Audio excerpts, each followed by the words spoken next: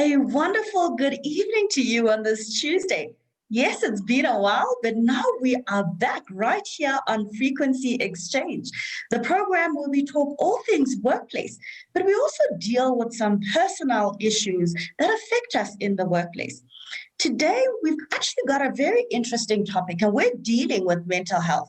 As you've heard on the news, we've been discussing depression, we've been discussing bipolar, it's everything about how do we get our mental health in order and how do we become strong as individuals that are operating within the workplace. And today, this conversation is going to be an interesting one because I've got Dr. Nozugu Mbokazi who's going to be helping me just discuss a little bit and get into the detail about mental health and some of the disorders that we might be faced with. Some of them are still stigmatized in the workplace and we don't necessarily have a lot of information on, or the fact that people are not as open about their mental health disorders. But today we are actually going to open the box and we are going to give more knowledge. We are going to learn a thing or two, but also Doc is going to talk to us about her personal story, and she's going to be talking to us about how she actually overcame and is dealing with a mental disorder. Dr. Nozugu, welcome to the show, and thank you so much for talking to us. Thank you for welcoming me, Seipati, and good evening to your listeners. So she's just not a doctor, but she's also the CEO of a pediatric mother and child hospital. So already we can tell we've got a learned individual in the house and we're loving this space. But Dr. Nozugu, we're talking about, and everything is around our mental wellness within the workplace. What is it when we talk about mental health? What is it that we're actually talking about? Thank you. Firstly, I'd just like to acknowledge that in May is Mental Health Awareness Month in the United States of America. So there's been quite a lot of write-up about mental health issues globally because we know that America is really the leader worldwide. So it's Mental Health Awareness Month, so a lot of conversations going on social media and in the media in general about mental health. And in South Africa, mental health awareness is in October. But I actually shared on my status this morning on Facebook that my feeling is that mental health should be an everyday issue. It should not be like last month in April, we had Bipolar Awareness Day, which was a global awareness day. But my feeling is that mental health should actually be a conversation that happens every day. So what is mental health? Mental health, I think I look at mental health as holistic health. So when you say an individual is healthy when they're healthy physically, they're healthy mentally, emotionally, and spiritually. So it's holistic health. So if your mental state is not good, it's going to affect your physical health, it's going to affect your spiritual health, it's going to affect your family, it's going to affect your relationships at work, it's going to affect relationships in the community. So there is no health without mental health. So mental well-being is when your status of health mentally is good. But if it's not good, it's not isolated. It then affects all areas of your life. That is why it is so key. And I'm so glad that we're having this conversation today because for a very long time, it was a poor cousin in medicine. Even psychiatrists were not really people that had the biggest budgets, even with government. They don't get the biggest slice of the cake when it comes to even governments giving money and research and medicines. But I think over the last 5 years or so, at least there's been a focus on mental health, but I don't think it's good enough. But at least we now, there is a spotlight on mental health. And I think also because now it's becoming more apparent because we're getting more educated. So even the conditions that were not really known are coming to the fore. I'm sure later on we will be able to touch on the mental health of youth and children, because that's a very important aspect that was not really known before. That's really coming to the fore now with children in schools displaying behavioral problems, with teenage suicide, with even children that are committing suicide. So there is no health without mental health. So mental health should be an everyday conversation in all our lives. Absolutely. And you've just touched on something that's very important to say. It should be a daily conversation. And because it forms part of our daily lives. But, I want to go back to the reasons why it has been so stigmatized. When we talk about mental health as a whole, there are many other disorders that we find, and mental health is spoken about as an umbrella term. But there's obviously mental illnesses that people actually deal with that may not be recognized as yet, or people may not be aware. They just have these mood swings, they just have these feelings. But why do you think mental health has always been stigmatized, but particularly focusing on mental illnesses? Thank you. Yes, there still is quite a lot of stigma around mental health. It certainly has not gone away. It's getting better because you have people like me and others that are coming out and saying, I live with mental illness and I'm successful with mental illness. You can be fully productive with mental illness. But in the past, there were no such people. Mental health in the past, especially in our Black communities, was associated with evil. You were said to have evil spirits when you had mental health issues. You were said to be possessed, demon possessed. You were said to have been bewitched. So there was a negative connotation when it came to mental health issues in our communities. So there was a lot of stigma before. And even now, because of past stigma, and because it's a conversation that people they're very uncomfortable discussing their emotions and how they feel. And there's also a feeling of, which is wrong, a feeling of an association with weakness, that if you live with mental health issues, you are not strong, you are weak, especially with jobs that are very demanding, like medical jobs. There's a lot of doctors that live with mental health issues, but they don't come out straight and say it, because they're supposed to be leaders in the medical team. They're supposed to be saying, communities and people look up to doctors. So a doctor is supposed to be strong, is supposed to be helping other people, is regarded in awe in the community. And so you are not supposed to be ill, especially mentally ill. Executives in corporates are supposed to be there and leading organizations. And people forget that they are the ones that are most stressed in organizations. So they are more likely to suffer from stress and mental health issues. But because they tend to be type A personalities, that's how they get to the top. So they tend to be the go-getters, even from primary school. They're the ones that were leading in class. They're the ones, that were making it happen. And when they get to the top of the executive ladder, they have stresses. We have so many stresses right now. We're in the middle of a pandemic. And so even people that did not have mental health issues are now displaying symptoms of anxiety. They're displaying symptoms of depression. Everybody is depressed. We are in a depression financially. Everybody is struggling financially. So we are bound to be seeing, and we are seeing it in our hospitals. We are seeing it in our private practices. We are seeing it even at home, in schools. Schools are reporting, universities are reporting a higher incidence of children presenting to the health centers at the schools, at the universities with mental health issues. So the stigma has been there, and the stigma is there. But I think conversations like this are very important in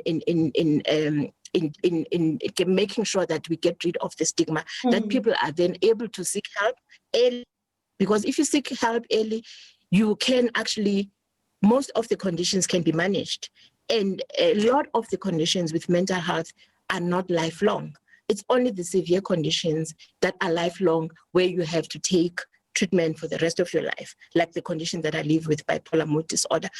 But a lot of conditions, you take treatment and you go for therapy for a certain period of time. And once you find, you get off the medication and you're fine.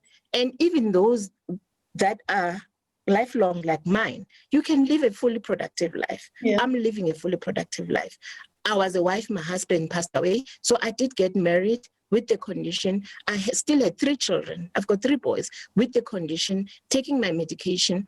I am a doctor with the condition. I'm now a chief executive officer of a hospital, a big hospital, a tertiary hospital attached to Wits University with the condition. And I'm fully functional in all aspects of my life. I'm a daughter, I'm a neighbor, I'm a community builder, I'm a church member, I'm an active member in my church with the condition. So it really is possible. And I think such opportunities with your program and opportunities with other programs and other awareness programs would do very well in getting rid of the stigma. And I believe that even a lot of people that commit suicide, it's not because the condition is so bad that they cannot handle the condition. A lot of people that commit suicide, it's because of stigma, especially stigma in areas where they feel they need to be welcomed in, like their own homes, their own families, Yeah. and especially at work. And when people commit suicide, it's because of non-acceptance, not so much because the condition is so terrible. So we have to get rid of stigma. Absolutely. But, in order for us to get rid of stigma, we have to understand what it is that we are dealing with. And oftentimes we reject something not because we don't necessarily like the individual, but it's more coming from this perspective of, I don't understand what I'm dealing with. And because I don't have the knowledge, I don't have the understanding, therefore my immediate reaction is one of defense. It's one of, this is not what I can deal with. But let's talk about, if whether I'm the person dealing with the situation or whether I have a family member that's dealing with a mental illness. What are some of the symptoms that, I should be aware of that could be triggers that could say to me, hang on, this person might actually be dealing with a mental illness, or things that I could be looking out for as an individual. You've raised the issue that COVID has exposed, the fact that a lot of people are dealing with anxiety, they're dealing with depression, they're dealing with suicidal thoughts. And we sit in a space where, because we are under lockdown, albeit it's still level 1 and there's a lot more freedom, but the reality of it is we're not as free as we were in 2019 and the years prior to that. And therefore, we are still sitting in our homes. In some aspects, you have individuals that live by themselves. And therefore, the anxiety and the depression might be exacerbated because they feel that they are alone. But what are some of the symptoms if I'm living with someone that might be a trigger for me as an individual to actually not necessarily diagnose the individual, but be aware that this is a possibility? All right. Firstly, with mental illness, to call the condition mental illness, it has to be over a period of time because life is not linear. We all go through stresses in life. You might lose a loved one, you might lose a job, you might be going through a divorce. So all those things are adverse events that might lead you to being sad naturally. So everybody has life that is up and down. So when adverse events happen in our lives, we do feel sad. So that's just a natural sadness. So for it to be classified a mental condition, it has to be over at least a 2-week period of the symptoms being there persistently. I think I need to start with that. And there's various types of mental illness. I'll first describe what is called mood disorders. You've mentioned depression, you've mentioned anxiety. Those two fall under mood disorders, depression and anxiety. Then there's other conditions that are more severe, like psychotic conditions. Those are conditions like schizophrenia. I'll explain what I mean by that. Then there's other conditions like personality disorders. Those are also types of mental illness. And there's something that is not well known by the public, the fact that substance abuse, any substance abuse, actually falls under mental disorders. There's a Bible of psychiatry. It's called the Diagnostic Statistical Manual. We're now on DSM.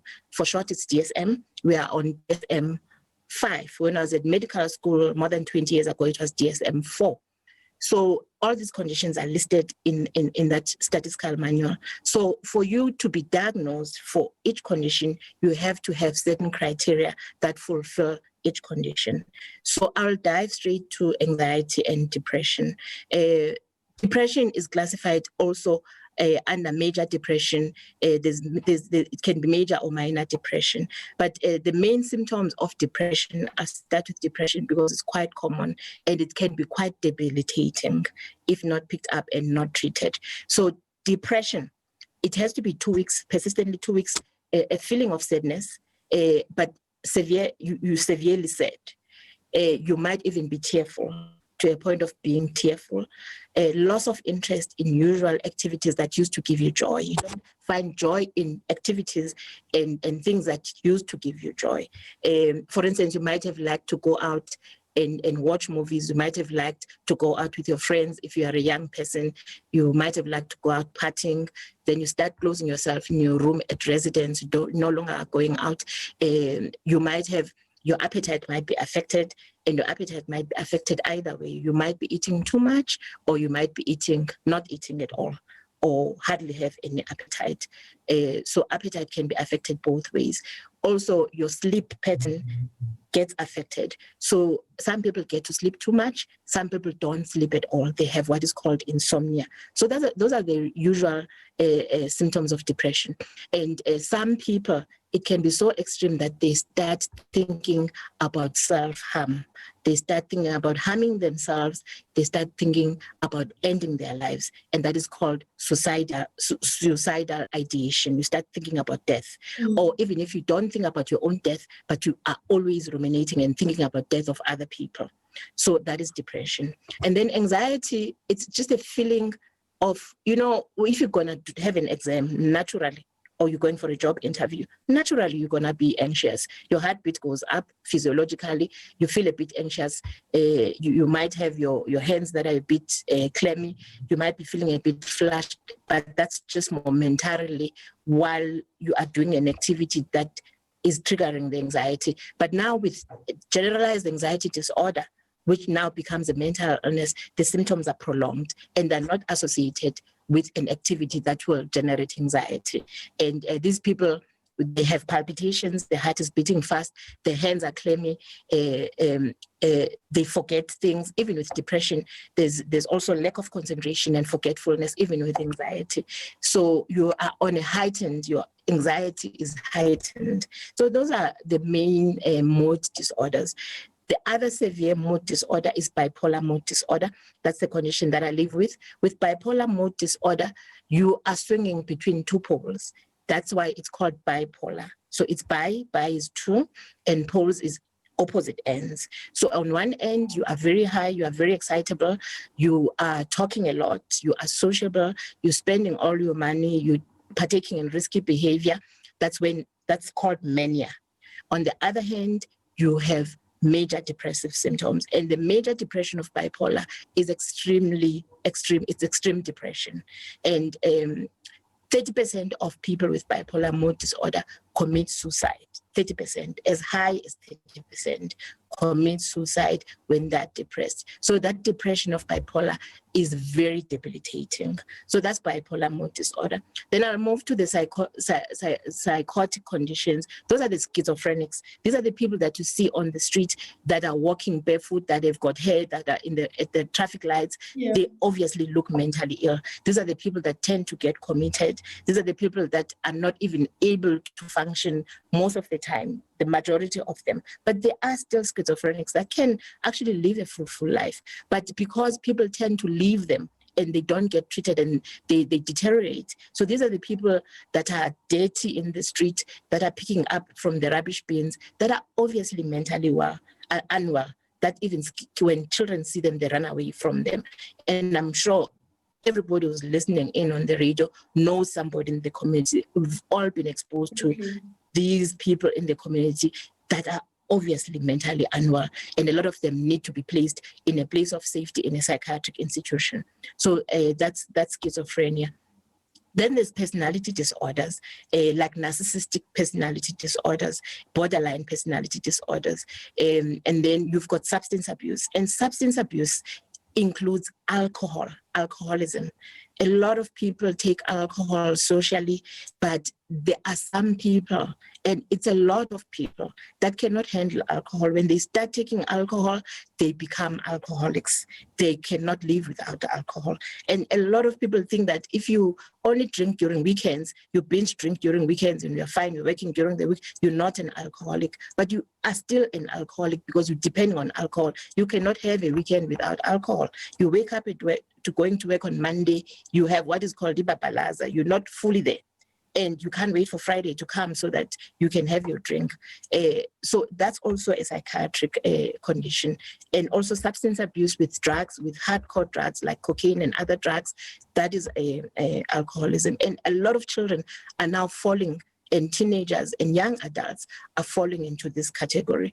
But I must mention that a lot of the time, the substance abuse is secondary to a primary mental condition. So you will find that the individual actually has depression or has anxiety or has bipolar, and in order to cope, they're not coping.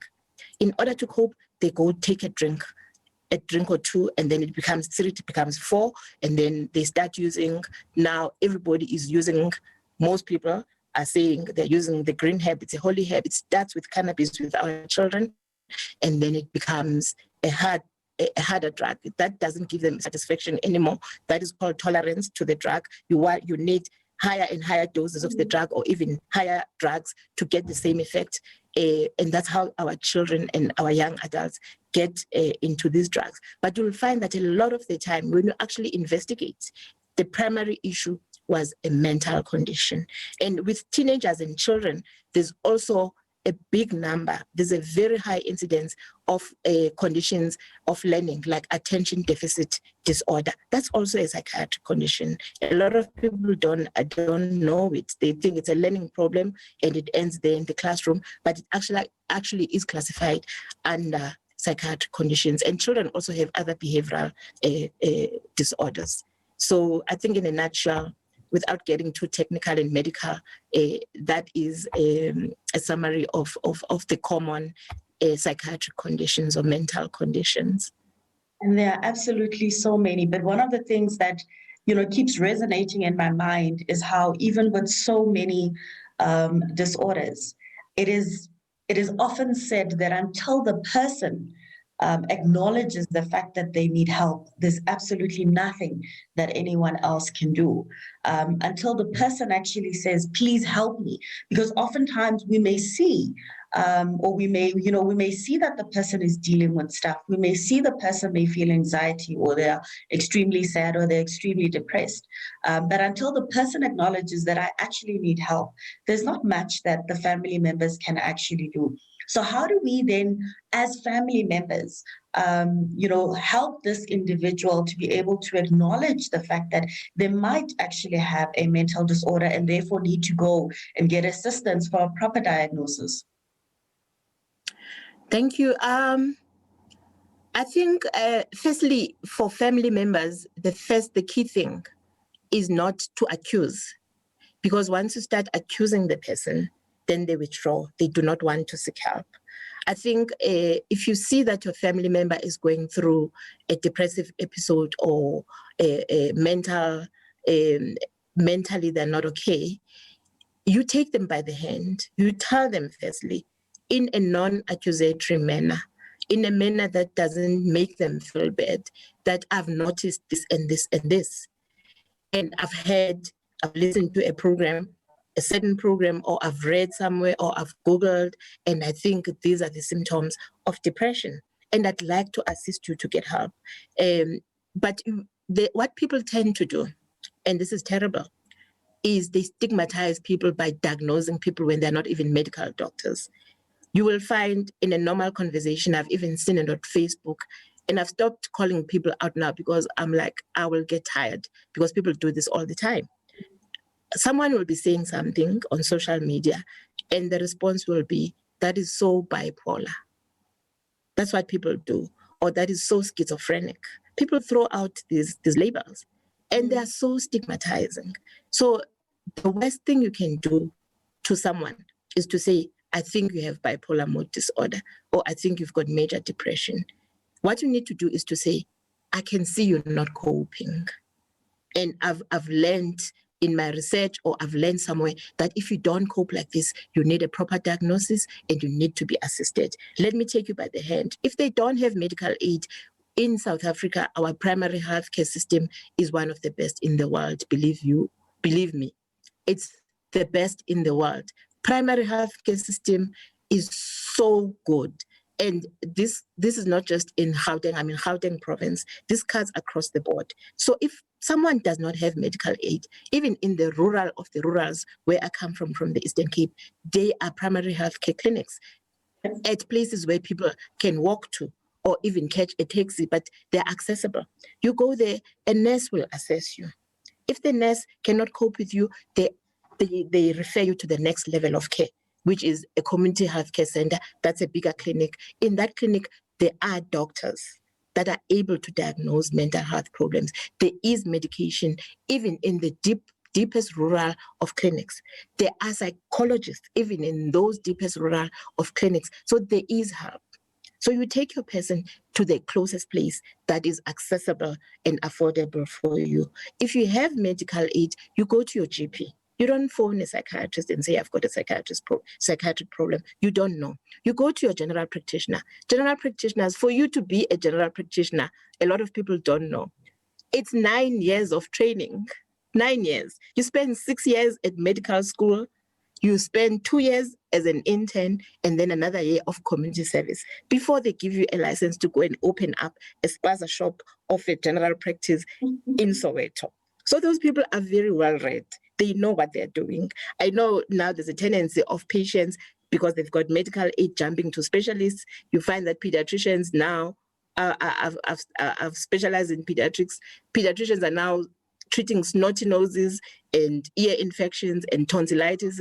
These people are very well read. They've spent another 4 years specializing to be treating your tonsillitis. So your GPs, I know people, when they have medical aid, they look down upon GPs. Your family practitioners are great, and they have the time that your specialist is not going to have. So go to your general practitioner, go to your family practitioner, you get a proper diagnosis, and if need be, you get a referral to the next level of care, which is a psychiatrist. And in psychiatry, what I love about psychiatry is that it's one discipline that is truly, truly multidisciplinary. When you see a psychiatrist, you are not just treated by the psychiatrist. You're treated by the psychiatrist, you're treated by the psychologist, you're treated by the occupational therapist, because your work also comes into play. That's where the occupational therapist comes in. If you're a student, they need to make sure that you're fully functional, that you're able to cope with the demands of school, that you're able to cope with the demands of work. And that's where the occupational therapist comes in. Often, there's a need for a social worker as well, because mental illness, unlike physical illness, affects the whole family. So there's always a need for social worker intervention, because the social worker then needs to investigate how has this mental illness affected the family, what are the family dynamics. If this person is admitted in hospital, what kind of family is the person going to go back to? Is the family going to be supportive? Because you need to make sure that the environment that the person goes back to, even if they're not admitted, they're an outpatient, but the environment needs to be conducive. And I cannot stress enough how key and important family support is. Family support is key. And family support means you empower yourself first. You learn about the condition so that you can empower the next person. And you support them when they go to their sessions. If the doctor allows it, you even allowed. If you're the next of kin, you're allowed to go in. Of course, there are things that are private, but you're allowed to go in and ask questions as to how do you support this person? What time do they take their medication? You make it a point to know, are they taking their medication twice a day or 3 times a day or only at night? What time are they supposed to take their medication? And when is the next script? When is the next date? You make sure that they don't miss their appointments. That is the support that we need as people that live with mental illness. But what do we get? We get people speaking about us behind our backs. We get people stigmatizing us. We get to be called all sorts of names. We don't get the support that we need from our loved ones. Yeah. So I think if anyone forgets everything that I've said, they must remember to support a person that they see might be deteriorating before the deterioration. And once there's a diagnosis, you support them in the treatment program, because it's also not easy to stay on the treatment program. The medications are not easy to take. They've got lots of side effects, especially weight gain. And this is very important for females, especially young females. Lots of people will stop medication, not because it doesn't work, but because they've ballooned, they've gained so much weight, and they feel they don't look good anymore, and other side effects. So it's very key. It's a journey that an individual should not be walking alone. Mm. I love how you've brought in the family support, and I want to move our conversation, because for me, your story is one that empowers me. It's a story that I think a lot of women can relate to. And a lot of women, because of the fact that they wear so many hats, would not necessarily be aware of some of the symptoms that they may be facing. They may actually just call it depression. But I want to talk about your story, because when I originally heard your story, and it was you just giving a talk to women on Women's Day about, living with bipolar, and how that affected you and how you actually got diagnosed. That one was one that I said it has to be told, because as women, we don't necessarily put ourselves first. We're busy being CEOs, we're busy being moms, we're busy being wives. And we wear so many hats that before we know it, we've taken a back seat in terms of our own mental health. So tell us a little bit about your story and how you got to know that you actually have bipolar. Okay. I actually was an unusual diagnosis in the sense that I diagnosed myself, and that's unusual even in the medical profession. A lot of people, even doctors that have mental health issues, have to sort of be forced by their superiors and supervisors or family members to seek help. But I recognized that there was something off with me back in 1997. I'd gotten married the year before in 1996. And I was happily married. There were no issues. It was just me and my husband. At the time, I had a practice, which was a booming practice in Soweto. So we really did not have issues. We had a good life. We were financially secure. It was just the two of us. We were traveling. We were having the time of our lives. And I was only 25 years old. And I had not had any issues prior, as a teenager or a young adult at medical school. So it was on a trip to Cape Town. It was December, and we were going on holiday. And in the plane from Johannesburg to Cape Town, I started crying. And that was very strange for me. And I couldn't stop crying. And nothing had happened, except that there'd been a break-in at the practice, but nothing was really, not a lot was taken. And it was a break-in at night, so no one was injured. No one saw the intruders. So that was certainly not it. So when I landed, I just felt off. And I said to my husband, it was just before Christmas, and I said to my husband, I need to see a psychiatrist. So I had a friend who was a GP in Cape Town, and I called her and I asked her if she could refer me to a psychiatrist in Cape Town. But unfortunately, no psychiatrist could see me because it was right in the middle of the holidays. And they said they were only taking emergencies that are admissions, not outpatients. So no one could see me. And that whole trip, I was just off. I was irritable. I was shouting at even waitresses that were helping us, that were serving us at the restaurants. I was just very irritable, and I was not sleeping. I love my sleep. Everybody that knows me knows that I must sleep 8 hours for me to feel good the next day. But I was hardly sleeping. I was sleeping 2-3 hours and waking up and pacing up and down. So when I got back from that trip, we went to Durban, to my husband's home for Christmas. And on Christmas Eve, I said to the family I was going to buy drinks for the next day for Christmas. I was going to the shops. And I knew that I wasn't going to the shops. I was going to the hospital. So I went to a private hospital in Durban. And it was a hospital that I'd worked in 6 months before.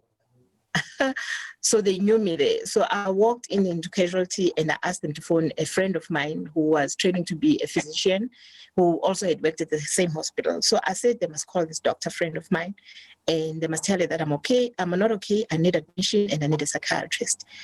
And she called and she said, no, you don't need a psychiatrist. You've just been going through a lot. You just need to rest. I insisted on getting myself admitted. So I did get myself admitted on Christmas Eve. And the psychiatrist did come to see me the next morning on Christmas Day with my husband.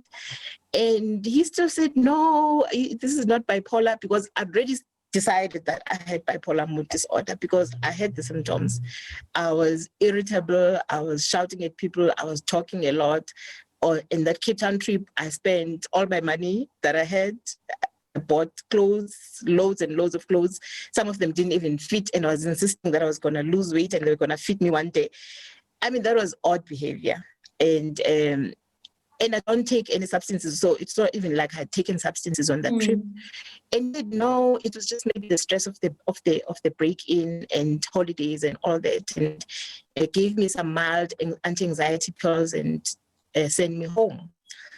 And it took another 6 months of seeing psychiatrists every month in Johannesburg and consulting even the head of department because I really wanted a diagnosis, a proper diagnosis. And eventually, 6 months later, they agreed with me that I had bipolar mood disorder. And you would think that because I had self-diagnosed, I was going to stay on treatment and be a good girl. No, I wasn't. I'm so embarrassed to actually say that it took me another 10 years to actually accept my diagnosis that I'd made myself because of the stigma, because of the weight gain, and because I was told by my psychiatrist that it would not be a good idea to have children because the medication had side effects and the medication had not been tested on pregnant women and on breastfeeding women. And I was insisting when I have a child, I'm going to breastfeed all my children. At that time, I was specializing in pediatrics. So breastfeeding exclusively was the thing for 6 months. And these are the things I was teaching mothers. So there was no way I was going to fail my own babies. So yes, I was the superwoman who wanted it all. And so I was on and off my treatment. And because I was on and off treatment, I had many relapses that time. And I'd been to the hospital, I'd get better, I'd get out and never get to see my psychiatrist until the next relapse. So it was really a roller coaster ride of 10 years. And it took the passing away of my husband. My husband passed away in 2005 because it'd always been my support system.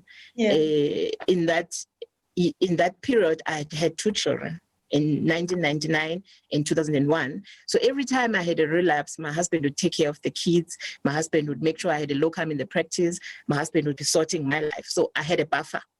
And then when he passed away, there was no one. I was left alone. The buffer was gone. With 2 small children. The buffer was gone. There were 2 small children.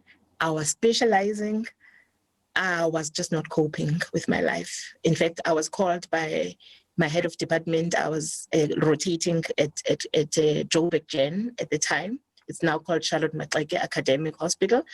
And my head of department called me, the professor, and said, you're not coping. My husband was still alive. You're not going to cope. You have mental illness, because that's one thing I do. I disclose with every job. You have mental illness. Yes, you've been managing, but you're not going to manage now. Your husband is ill. My husband had cancer, stage 4. You've got 2 small children. You are studying, you're specializing. So something has to give. Yeah. And unfortunately, it has to be your studies, because this is one thing you can pick up later, but the other things you cannot pick up later. You need to attend to them. So I was this woman who really had it all, and then everything collapsed when my husband died.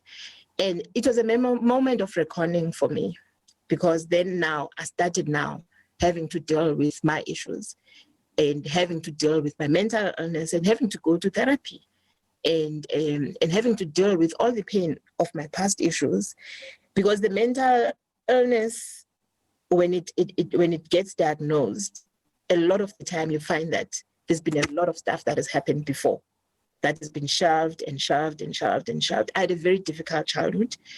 Grew up with an alcoholic father. So it was a very dysfunctional home. So all that stuff, I'd been stuffing, and I had to deal with all that stuff. And it's stuff that doesn't really leave you. It doesn't really go away. So even to this day, I still do see a therapist regularly, because there are past issues, there's new issues.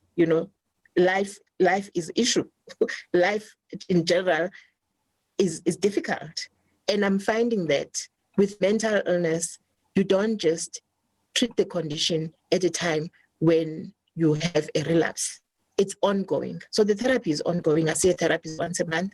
The medication is daily. The psychiatrist, because I'm better now, I see the psychiatrist every 3 months to 6 months. But there was a time when I had to see my psychiatrist every month.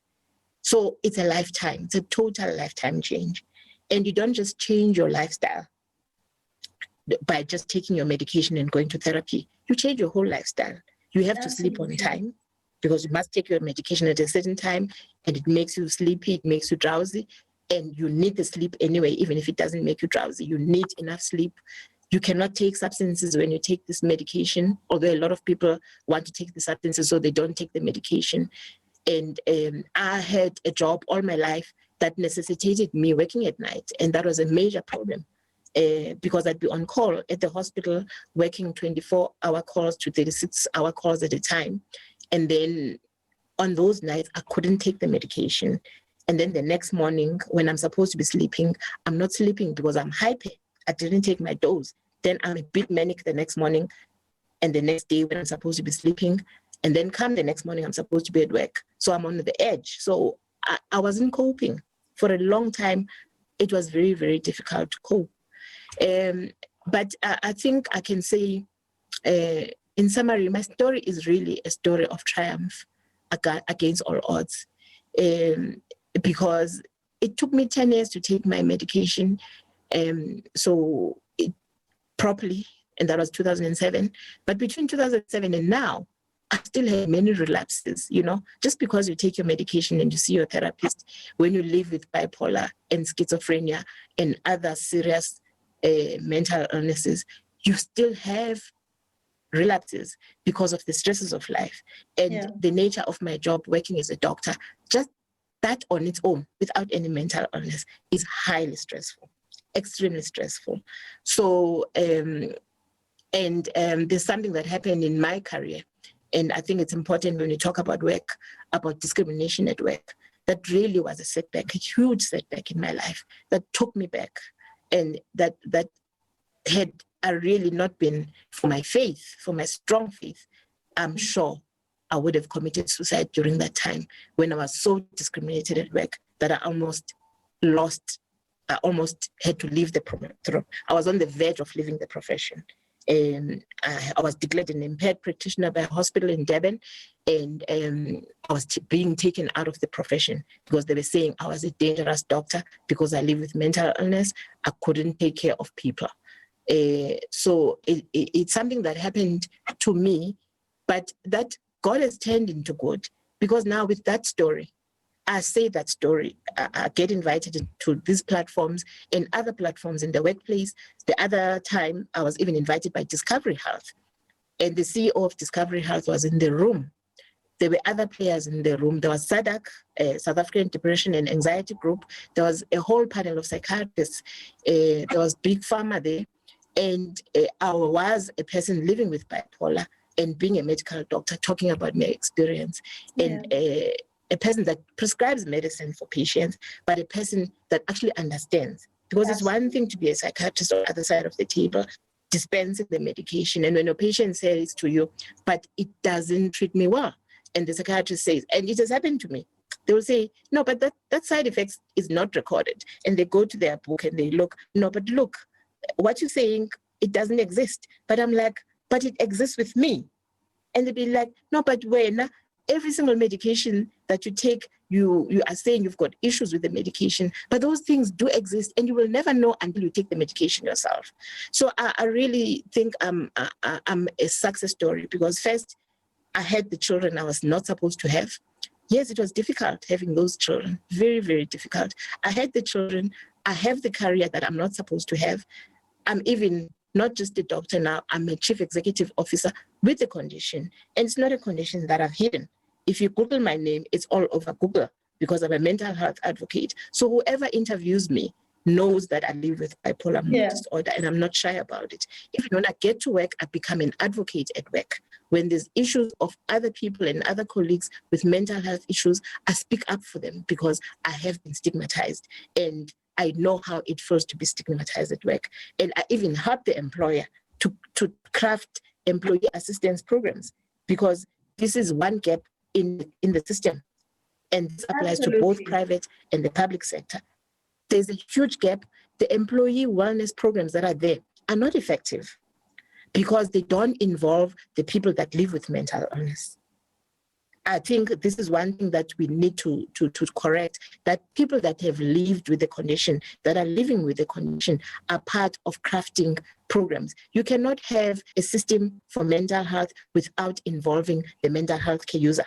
It will not work. Absolutely. You need us to craft your programs. You need us to assist because we know, we live with condition. We know what works, we know what doesn't work. And people listen to us. People might not listen to the health provider, but they will listen to the person who says, I've been there. It's a personal story. Absolutely. It becomes a personal story. It's so powerful. It becomes because I understand what you are going through. I understand because I have been there and I'm still living. That's part of my life. That's who I am at this point. It makes it easier for the next person to actually relate. Because they know that you can relate to them and what they are going through. And for me, that's so powerful because oftentimes we forget that our testimony, that our life, people can relate to us and take power and hope from the lives that we actually live, because now they have someone that can relate to them. I mean, dealing with, I have friends who are dealing with mental illnesses, but because we cannot relate in that way, it makes it difficult to even have those discussions. Like, where do you start having those discussions around how are you doing? How can I actually assist you? Purely because there is no relational understanding of what the person is actually going through. I can only sympathize with the individual when they say to me, some days I can't get up in the morning because all I want to do is just cover myself and not get out of bed. And it's a difficult, and I think it's difficult purely because of, there's absolutely no experience, but the knowledge is actually there. But when you tie knowledge and experience together, you have a very powerful combination. And I think such conversations need to constantly happen, even in the workplace, to say, this is what people are actually dealing with. This is what people are, it's part of their daily lives. And you can't separate, a mental illness from the person because it's their journey. And you have to allow them that space. You have to allow them that grace to actually go through that particular journey. But I want to now close off that, the program, Doc, to say, even in the workplace, what are some of the key things from a support perspective? Whether we are leaders in the workplace, whether we're colleagues in the workplace, if I'm the boss, how do I now go and support someone that is dealing with mental illness, but obviously expecting that, the person will obviously be productive. I mean, there's outcomes that are required, but how do I still provide that support to an individual dealing with mental illness? Thank you. That is very, very important, and because this is, I think, we do get support from our healthcare team. That there's no doubt about that. But when it comes to schooling for those that are younger, and when it comes to the workplace, the support is not always there. Yeah. As a leader, or somebody who's in human resources in an organization, I think it's very important to have somebody who actually is tasked with looking after employee wellness. And that includes mental health, that includes spiritual health, that includes physical health, holistic health. There should be somebody who's trusted in the organization, that when an employee goes through stuff, they're able to go to that person. It has to be somebody who is trustworthy, somebody who is known that if you go in there and close the door, you say there is going to stay there. And we need leaders that are open-minded. We need leaders now. And I think to some extent, COVID has done that a bit, that people are now recognizing that even themselves are going through stuff.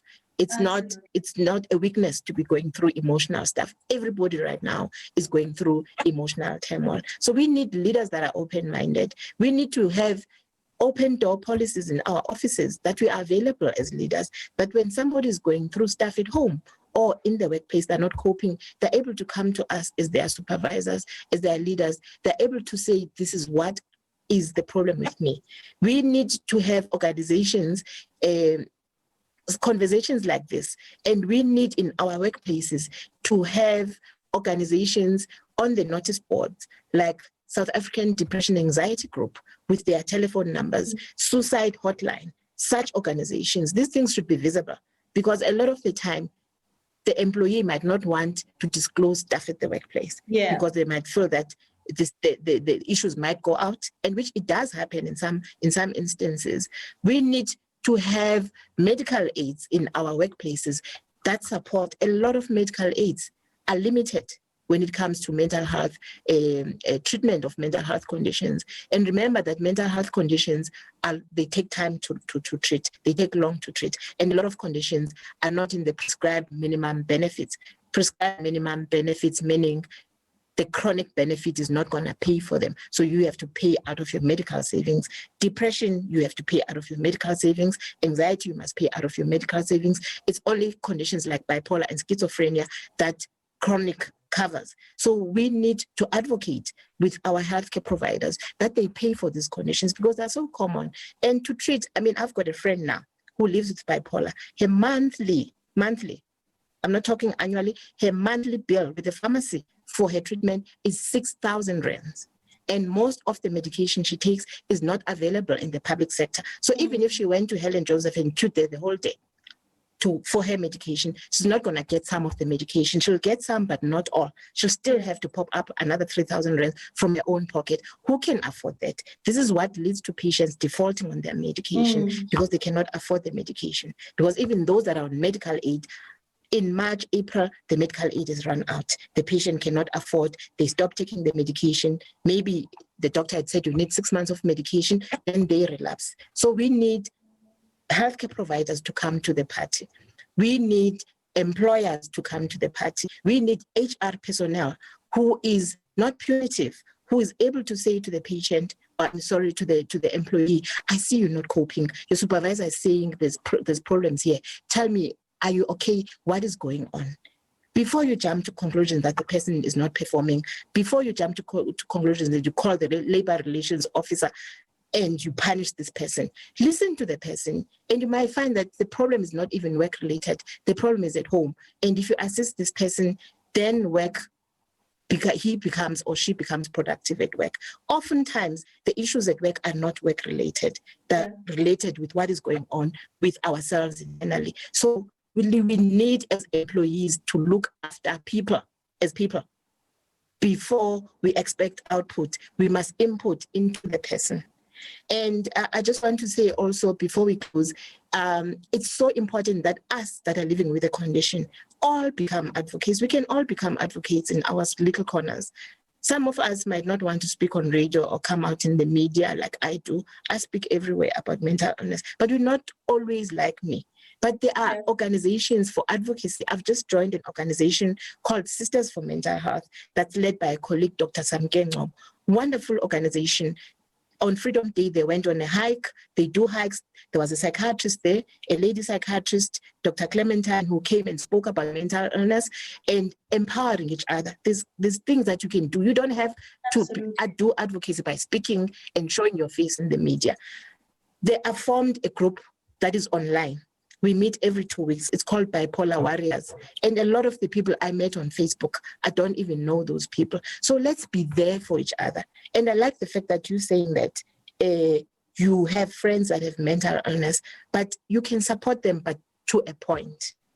But when we come and support each other, as people living with mental illness, it's so much more impactful because we speak the same languages, we understand the same challenges.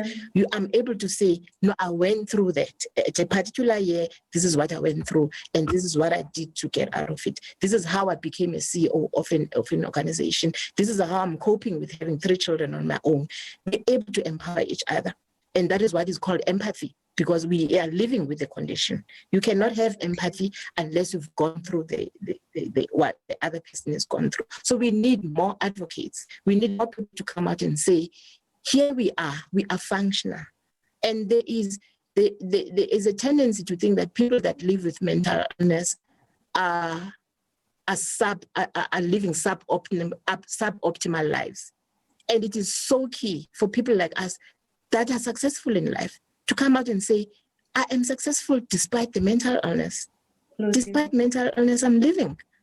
Because you think when you get that diagnosis, it's a lifetime sentence. You're not going to go anywhere. So I think for me, that is very, very important to do advocacy. And finally, look out for your children. Look out for your children. Children display bad behavior and they're said to be naughty. At school, they're said to be naughty. At home, but you find that the child is going through a mental health issue. The depression in a child and anxiety in a child is not going to present with the symptoms that I've mentioned. They're going to present with bad behavior. They're going to present with non-attention in class. They're going to present with untidy work. They're going to present with not finishing work at school. They're going to present with not eating, not sleeping, just, doing naughty, what is termed naughty stuff. So you might actually find that that child is not naughty. That child is going through a mental health issue. And parents, please do talk to your children. Because we're so busy, we are executives, we people that are busy with work. Now there's the pandemic, we're so scared, everybody's scared about dying, and we have relatives dying all around us. We tend to forget our children. And we pack our children in front of the TV, the PlayStation, and the cell phone, the gadgets, and we tend to forget them in that corner. We need to have these conversations with our children. Daily speak to your children, find opportunities to speak to your children, because it's important to pick up problems early rather than later. It's much easier when you pick up a problem in your child early, and it can be attended to before it becomes a huge issue later on. Thank you. Absolutely, absolutely. And bringing back the human in human beings. Doc, I am always so sad because an hour is never enough to have such conversations. But I do want to thank you for taking the time to actually talk to us and to give us more insight in terms of how we can deal with mental illness and actually provide more support to people that we know who are living with the illness. I think it's a conversation, like you said, that we need to constantly be having. So definitely bringing you back to talk more about mental illness, but actually expand it more in terms of how parents can actually help their own children as well. But for now, for today, I really do want to say thank you for joining me and having this conversation. Thank you. Thank you for the opportunity. God bless you. Thank you for the listeners. Thank you so much. Well, if you've just joined us, catch the podcast tomorrow at 10:30 in the morning. But for us from this evening, from the team, it is goodbye and good evening.